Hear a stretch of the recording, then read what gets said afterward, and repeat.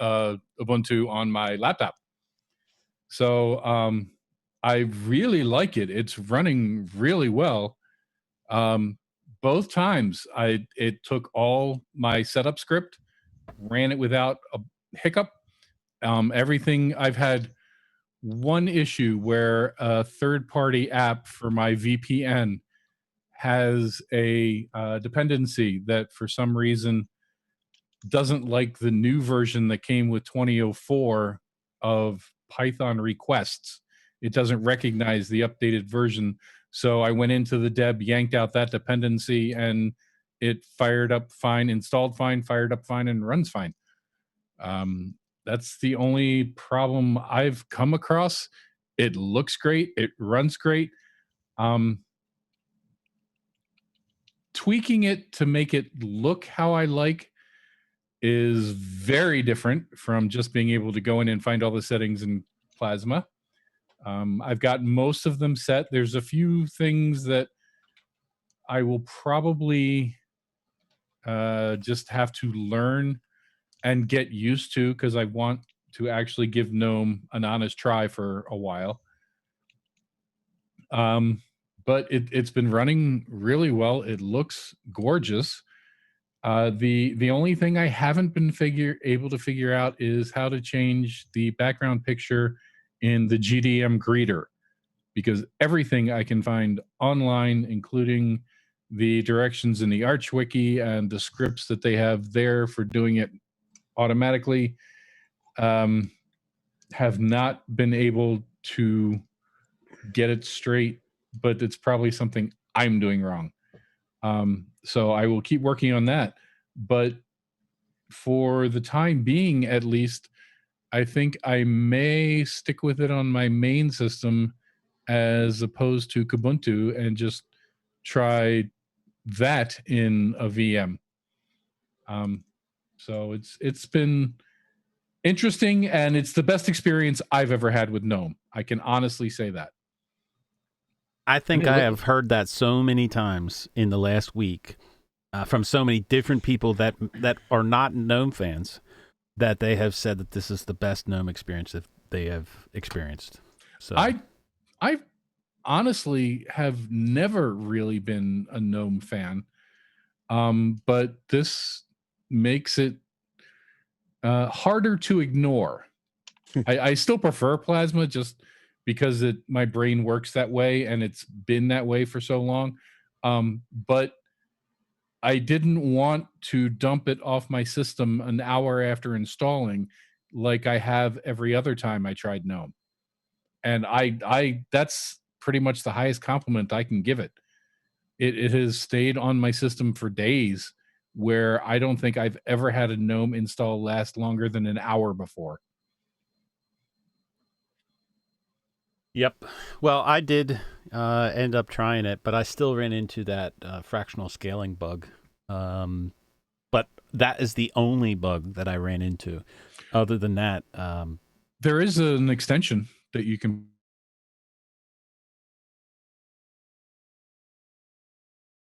Okay, so the audio cut out, so you guys continue talking.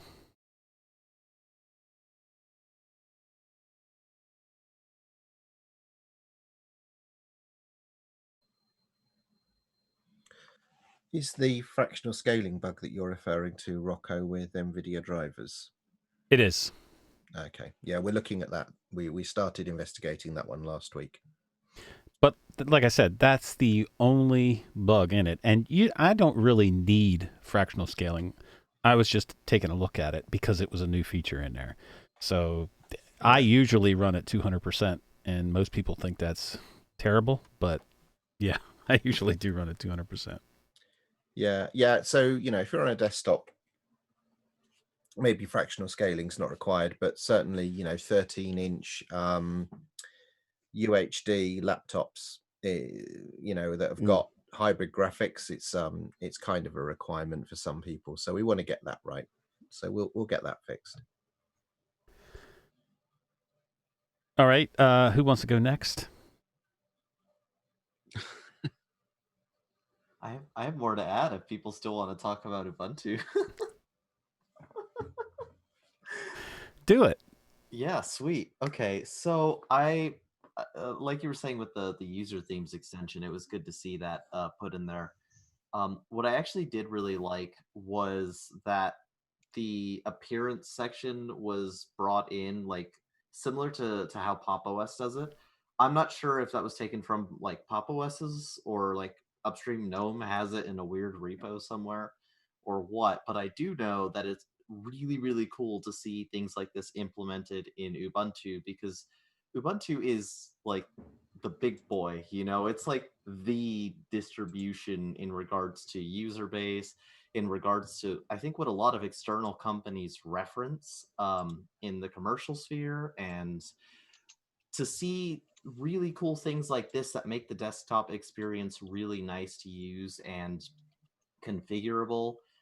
Because I mean, dark themes are important to a lot of people, and some people it just makes their head not hurt and their eyes not bleed, and that's good. So to see things like that get pulled in on such a significant scale system, that's really really nice. And I just feel like it stems from a lot of interest in what the community has been saying and listening to feedback. I feel like they could have easily just not done it, but they did, and that's something that I really really appreciate. Mm. Even if I am a heretic and I don't use dark themes.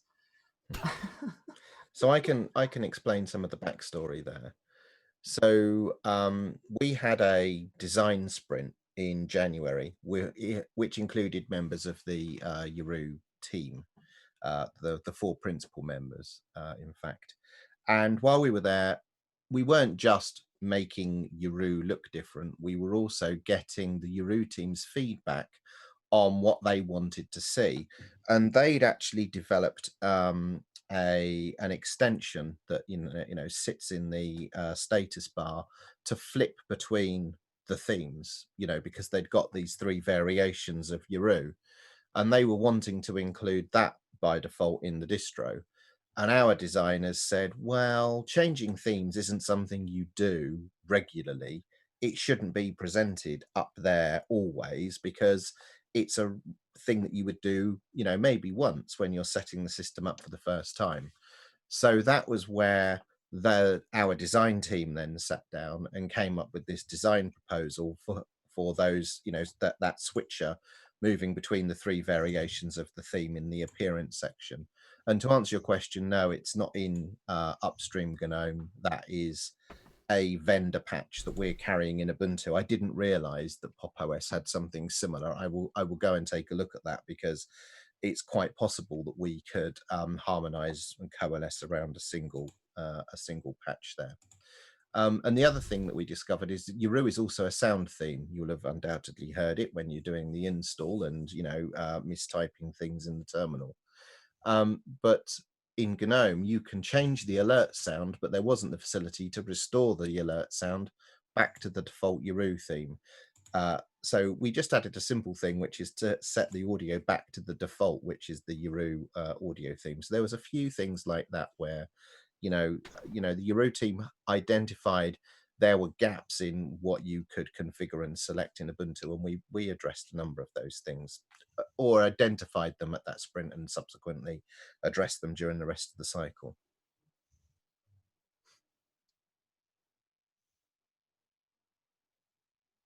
Cool. Let's see here. It looks like Leo's got his hand up. So Yeah, been waiting. yeah, with bated breath. all right, go for it. I mean, it's Ubuntu, number one. But number two, yeah, it's gotta be one of the best Ubuntus that I have ever seen. So, starting out with that, now I can just talk trash about it now, right? Yeah.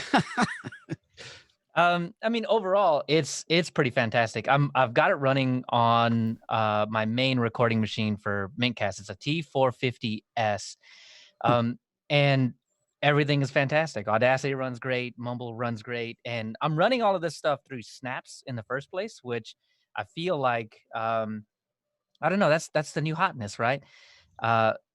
Outside of the startup times, Snap is fantastic. I don't see I don't see any reason to hop off of any of the snaps that I've been using, and I actually didn't take stock of what I'm using in Snap versus what I'm not using in Snap.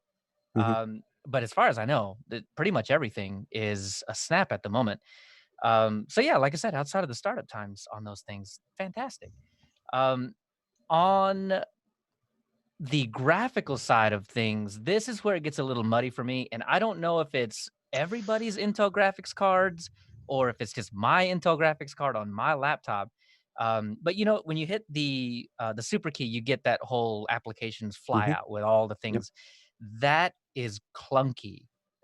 Graphically, it looks and works fine the third time you do it, but the first time you do it, you can really see that all of the animation is getting added into the graphics card. It's like it's actually trying to render all of that on the fly. And so it'll chunk out a little bit.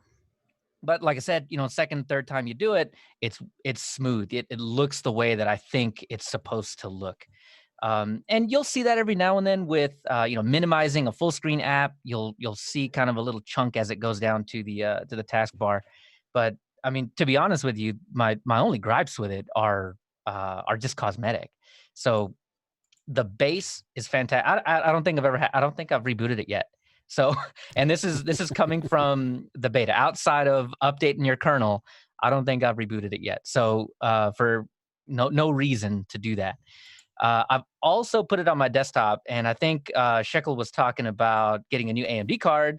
Yeah, you on the 5700 XT? Is that where you're at? I am, Ah, and my this is the man. first time I could use it. Exactly. So on 5.3, there was this weird issue where like the mouse would like just like skip all over the place, but it was just the mouse. So 5.4 fixed all that for me, which means to me that I can install Ubuntu 20.04 on my desktop and not have to do anything.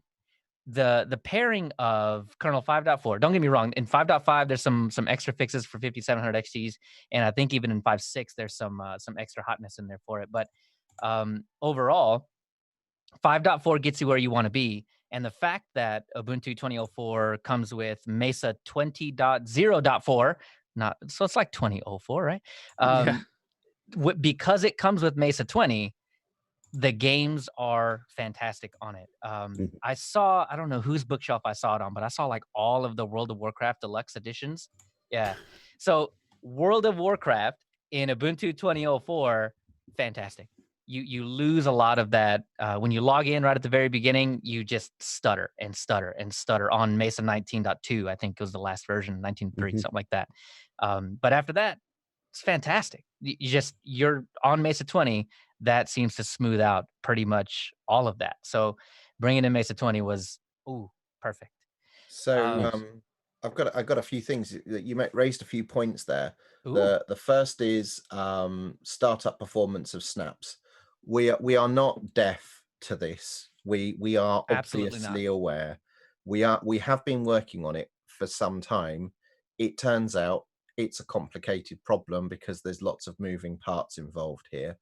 We were intending to get that resolved for 2004 release, but because of priorities in other parts of the project, we had to bump that particular bit of work in order to focus on something else. But we will now be resuming that work and getting those fixes landed in time for 2004.1, which is due at the end of July. So Oh, for the 0.1 release, those updates will all have landed. Some snaps will also require a change in order to properly benefit, but we're lining those up as well. But that is definitely in progress. You mentioned Mesa 20 and your AMD card. It is no accident that AMD works well now, because we work directly with AMD to make sure that all of their out of tree patches were also landed in that version of Mesa. So they've been working with us for a few months now, and making sure that we carry all the necessary patches to make it the best that we can on top of the 5.4 kernel. If you're feeling experimental, I am. the OEM kernel is a 5.6 kernel. So there is a 5.6 kernel in the archive if you want to go and get a 5.6 kernel because you're running the latest schnizzle. And for 2010, it's either going to be a 5.7 or a 5.8 kernel. Ooh, yes, that's going to be fantastic. Well, cool. I'm. You don't know how happy I am to hear the Snap startup thing. I try to put it off to the side, but I have to mention it. Because it's part of it. But the fact that a it's legitimate problem, you can't ignore that. It's an issue that people are encountering. So there's no point trying to duck it. It's best to just acknowledge it head on. And definitely. And I But- think some of them are worse than others for sure. Yes. Yeah. Yep. And the but dynamics are quite interesting. I mean, Yeah. it's not one thing. So sometimes it's the size of the snap, but it's not the size of the snap, it's the number of files. But then it's not the number of files, it's the number of small files that are inside the snap. And it's to do with how long it takes, not to decompress the squashfs, but how long it takes to index all of those small files as the squashfs is mounted and all. And so there's a bunch of things that happen there, and then there's caches and things that need to be warmed up when you start a snap for the first time. And what we're working on is moving some of that out into the installation process rather than the run process. So those caches get created at install time so that they're not a thing that needs to run each time you start the snap. So there's a whole raft of things. And then there's some bits around compression as well. Some particular applications don't like the XZ compression that we're using in squashfs. So we're going to add a capability to elect to use LZO compression on your snaps if you have one that would benefit from that rather than XZ. So there is a mix of improvements coming along there that will make this better. So if I could distill that down to what that means to me is get on 2004, stay, and when hardware enablement comes out, all of my problems will disappear. Most of them. I feel like I'm at 95% right now. Not even hardware enablement. You won't need the hardware enablement stuff in order to get these particular fixes. They're just going to land as regular updates. Even better. And unlike past Ubuntu releases, everyone is on the hardware enablement track from the 0.0 release. So there's none of this confusion now about whether you install 0.0 or 0.1, whether you're actually opted in or not. On the desktop and the desktop only, you're opted into hardware enablement by default from 0.0. That's fantastic. Because I always have to remember, hey, did I do the original 1804 when I was thinking about this, or did I do 1804.1 so that I'll just get it automatically? Yeah, that's fantastic. Fantastic. I was curious with these like improvements and changes to snaps. How exactly does the process of because I know Snapd is separate from the snaps themselves. So when updates have to happen to how snaps work, are those changes that happen in Snapd that are locked to the release, or are the changes rolling kind of like snaps are? So yes, they're changes that happen within the context of Snapd. Snapd is a number of different bits and pieces, but yes, these are fixes that ostensibly land in Snapd. Snapd is one of the packages in the archive that rolls. You will be aware of others. For example, the most notable one is Firefox. There is some software in Ubuntu that is not, frozen, forever in time. It actually, moves forward at a predictable cadence. And Snapd is one of those utilities that will, chug forwards every 3 or 4 weeks. All right, MC, are you there, brother? Yes, sir. So I've been using this for, like I said, I installed it before last week, and I've been using it for the last week. Like I said last week, it's sharp, it's beautiful looking. I haven't had any issues with it from a hardware standpoint. Everything's been running. Once in a while, I get an odd glitch where when I bring the menu up, when I do the show all your applications, it's like half of it's offset, and I can't tell. It's happened when I had the scaling on and the scaling off a couple times. It's just, if I close it and reopen it, it all resets itself. It's just one of those hard to pin down to actually say this is a bug and this is how I produce it. Otherwise, I would use this as my daily driver if I didn't have issues with Gnome.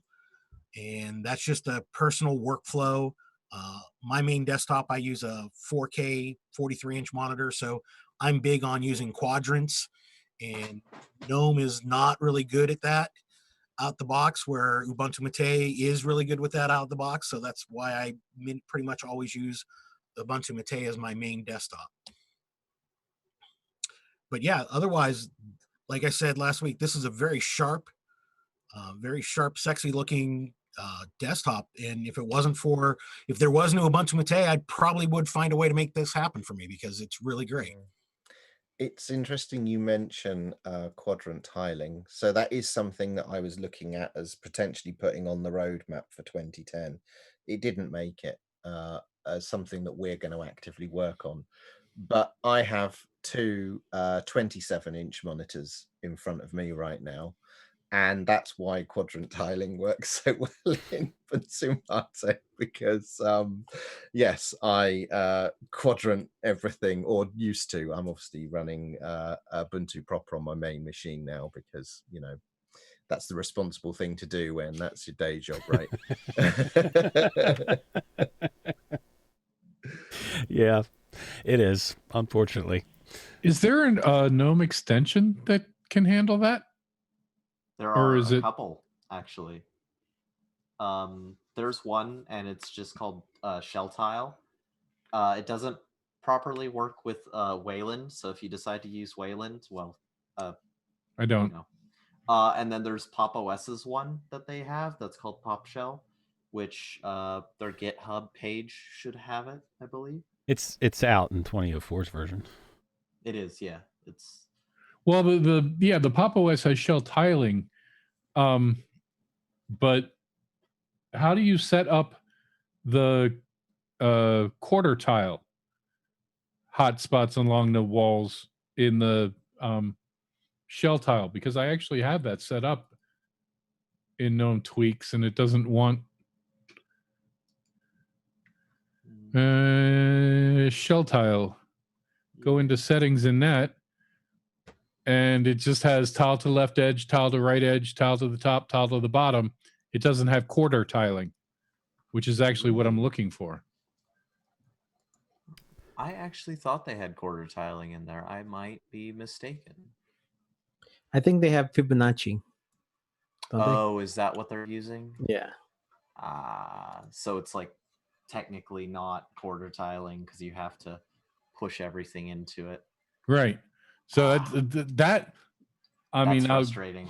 yeah, I if I could find that, I'd be happy as a clam, because that's one of the minor niggles, as Nate would say, that I came across. But it certainly isn't enough to keep me off of it, because I can just dump enough programs on to have 4. All right. Anybody else want to get in on Ubuntu 2004? It's pretty awful. You should all just avoid it at all costs. Really, Adam? Yeah, I'm telling you, All right, man. hey, everybody, Adam's here. Hey, it could be worse. It could be Fedora. It gave me a flat tire. It kicked my cat. I'm just saying, you can't. No, it's great. It's great.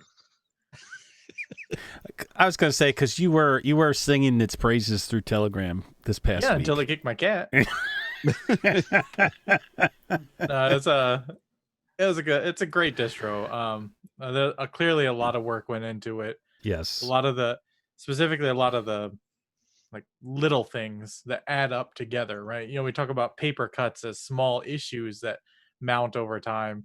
These are sort of like those tiny band-aids no one ever has a use for, but if you take like a few of them, you can cover the cut pretty well. It's kind of like that, right? All the little polishing things that really add up to a good experience. That's the main thing I took away from it. Agreed. Cool. JJ. How's it going, you guys? Good. What's happening? Yeah, so I've been using the 2004 for Ubuntu Budgie for a while, and it's most of the stuff is not necessarily to complain, although some of the weird features I've felt a little uncomfortable with, especially one major thing that I've noticed is whenever I plug in my laptop to a docking station to my multiple monitor setup, for some reason the sidebar seems to want to overlap with the top window description bar. And I have posted this on the discourse for Ubuntu Budgie. And according to the team over there, they did say that it was. I think they don't have any experience with docking stations, so I think that's probably getting worked on as soon as they can. I know many teams' resources are. It all depends on how big the team is, usually for whatever distro. But and all in all, it's 2004. I'm still transitioning over to it. It's not too big, but just that one thing. All right. Oh, thank you. Eris. Yes, I tried out the new Ubuntu. I was using 1910 for like I think a month and a half, and I've noticed like a lot of improvements of Gnome, especially now that I can suspend without holding Alt. That's a big positive for me. Also the do not disturb button. That's also very helpful. And one of the things that really annoyed me before was when I used to log into or sign into Wi-Fi, you couldn't see your password. So if you have a complicated password, you're just gonna have to guess it. Because I mean, the Wi-Fi don't put in that much, or you shouldn't really put it in that much just once. So I like that a lot. I like the new theme. It it looks much better. I think it looks much more cohesive overall. And I tried I booted again the USB stick, and this time I didn't get the bug that I got last week, so I'm not sure what was going on. I know that I have the correct ISO, like I did the SHA-256, and it was the correct ISO, and even the boot up, but I didn't get the bug that I got last week, so I'm not sure what happened with that. Maybe it was a bad USB. Maybe, but I mean, that's the one I always use. So No, I don't know. meant just the writing of it that you did at that time. Yeah, but also the checksum that Ubuntu does, it passed it. So I'm not sure what was going on. Yeah, But who overall, knows? it's a big improvement, I think, over the previous Ubuntu GNOME releases. The only thing I wish is they would have gone farther and not have me click that button to show logout, suspend, and power off. But it's a minor bug for me. So that I seen it in the beta that it was in there that you could just click the button to shut down and restart, and then all of a sudden it went back to the menu. Was that something that was not supposed to be in there, Martin, or was that like maybe a complaint of people? As far as I'm aware, whatever changes have been made there are upstream GNOME. We've not changed any of that behavior. So, Well, when I had tried the daily images when it was first, coming out, you hit the power button and you would see an actual button for each thing, and then it changed back to a menu. So, not sure what happened there. Larry, how are you, sir? Doing great. Just one question. It's probably a GNOME thing, but anybody know how I keep getting switched over to airplane mode? No. No. I am not having that problem. Are you on an airplane? You on an airplane? Stay grounded. Yeah, these are turbulence you see right now. Larry, are you using a laptop? Yeah, using a laptop. The only thing you close the lid and open it, and it will switch to airplane mode, but doesn't switch back. That's been a GNOME issue for a while now. Okay. At least for me. Okay, but I'm enjoying it. The Ubuntu. Just so I understand, you're saying that if you're on a laptop, maybe not all laptops, but if you're on a laptop and you shut the lid to suspend, it may leave you. It may put you into airplane mode and leave you there when you resume. When you open it up, it lives in airplane. Not always, sometimes. My guess is that it does that because it's better for the battery if like the Wi-Fi and Bluetooth chips and all that stuff isn't like actively running and doing stuff, and then sometimes it just doesn't turn it back on. Okay. Yeah. Yeah. Sounds like an interesting Weird. one to look at. Yeah, I've got two different brand laptops. I got a ThinkPad T520, I think it is, and an Asus laptop. And I've had a problem with the past on I know on Gnome on the Asus, and then on 2004 on my ThinkPad. I had a problem earlier this week. But I love it. It's neat. I've had that problem even with Ubuntu Mate once in a while, not all the time. But, you know, you close the lid, you go someplace, you open it back up, and sometimes it will actually, if you just give it like 30 seconds, it will then connect. It will then, you know, restart the Wi-Fi. But once in a while it doesn't, and you just play with it, and it then works. So I got a docking station on one, and but the other ones I normally keep the laptops closed, except to turn them on and off, and that's sort of rare. Yeah. All right. Anybody else want to get in on Ubuntu 2004? Yeah, I had a question, but also Esnix in chat had a question. He wanted to know if you can opt out of HWE, hardware enablement stack. You can. We're going to prepare some documentation on how to do that, but essentially you install the meta package that is not the HWE meta package, which is the one that's installed by default. But we're going to write something up on that. I'd be interested to know while you're in chat why you want to opt out. Always interested to know the whys behind these requests. They're much more interesting. And my question is, I just wanted to know, are you going to make some sort of filter in the software so you can filter out the snaps and the Ubuntu repo applications? No. No. Okay. That's the short answer. No. Yep. That's all right. That's a good answer.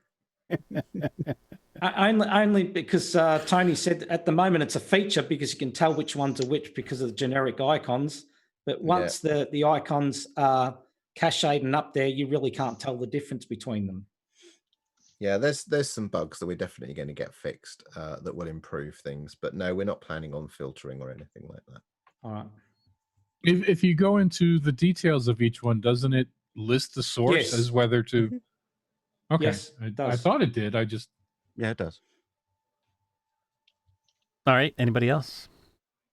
I seem to remember, I can't remember what distro, but I was on Gnome once, and I know in the Gnome software, it may have been in one of the arches. They would be near the top right. There was a toggle where if you click on it, it would say like either the distro repository or FlatHub. So that's for Fedora probably. Yeah, it's also that way. It's that way in Pop OS also. Yeah. Oh yeah, that's where it was. It was in Pop OS that I saw it in the Pop Shop. And I thought that was a nice feature. Maybe, I was thinking maybe something like that could have been done with snaps too.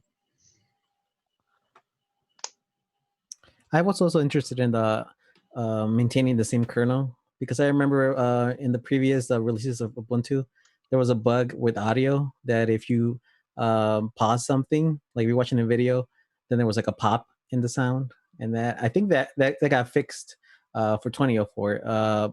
But I know there's other bugs that come on kernel, so if everything works in my hardware, I would just keep the same kernel if possible, because I don't have new hardware to begin. The audio popping is due to things like the PCI bus or the USB bus, depending on where the audio lives, suspending, going into a power save mode. And then when the audio wakes up on some chips, you get that pop as a result, as the audio comes back to life. So there was some experimentation, I think it was in 1904, around being more aggressive with, power saving profiles and things like that. But that was one of the findings, that yes, you could save gobs of power, but when you're doing this for a general release that is intended to work on as broad a range of hardware as possible, you do some of these things and there are consequences for people. So we had to rein that in. So you don't get the best power endurance profile by default for all systems, because they all have different chips and components and behave differently. Which is why we've added this feature in the installer now, that if you're installing Ubuntu on certified hardware, it will install all of those bespoke tweaks and tunings and additional firmware or whatever it might be to properly enable that device to take advantage of exactly the right performance profile and other capabilities. So we're trying to do the best we can in the places we know this is the correct thing that needs to be set up on this machine.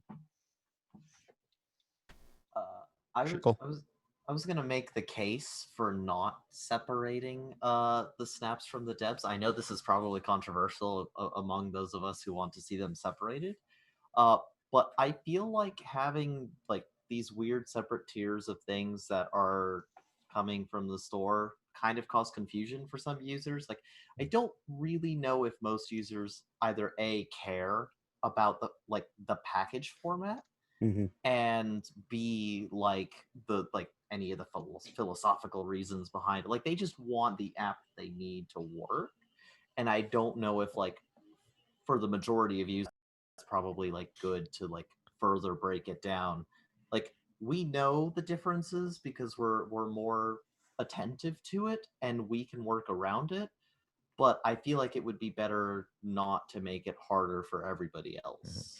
But we of the 0.01% need the devs to waste all that extra time fixing it just for us.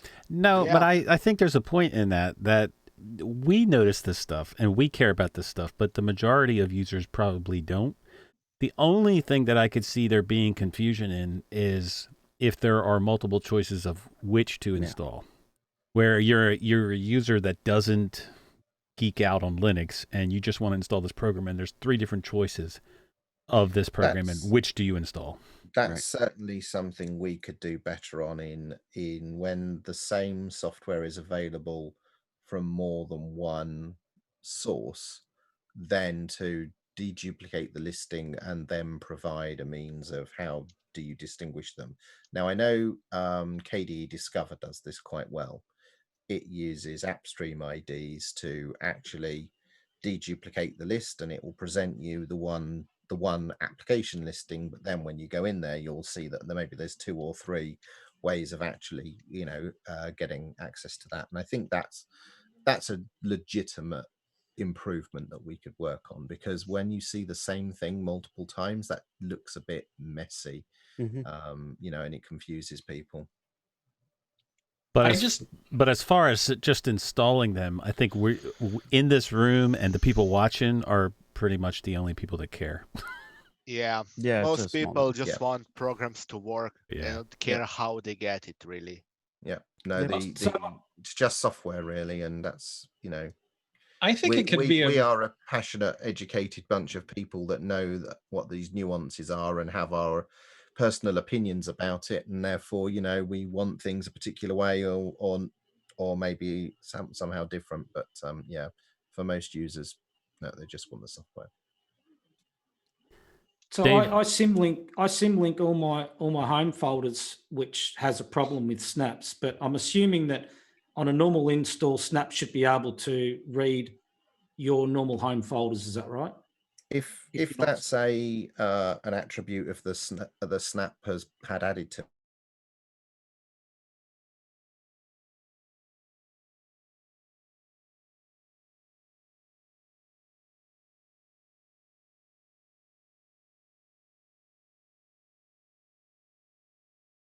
your home folder, that's all part of the system. But it's not actually that it's not compatible with snaps. It's the fact that we're using container primitives such as setcomp and cgroups and AppArmor in order to create this isolation around snaps. And if you've ever done anything on a server where you've used those same primitives, you will know you simply can't symlink directories from one place into your web server directory, because now all of those things just won't follow through with the symlinks. And that's why you use bind mounts. And you will, if you look into the internals of how snaps work, they use bind mounts and pivot root extensively in order to do what they do. Dave Jones, you were trying to go earlier? I was just going to say that I actually believe it is important to be able to know where the from what repository the applications are going to be coming from, because I know with snaps right now the theming doesn't always go with whatever theming you have for the distro that you've put on. And I've had on more than one occasions where I've gone into the GNOME software